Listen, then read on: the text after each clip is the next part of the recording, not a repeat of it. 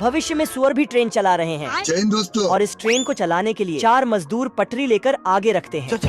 मुझे जाने दो मेरे सवरिया। और प्यारे लाल इतनी तेज ट्रेन चलाते हैं कि कछुआ भी इनसे आगे निकल जाता है। मत जा, रुक जा। यह ट्रेन तो पटरी बिछाते हुए चलती है, इसीलिए कहीं भी आ जा सकती है। स्टेशन पर ये बेचारा चूहा घर की जिम्मेदारियाँ उठा रहा है।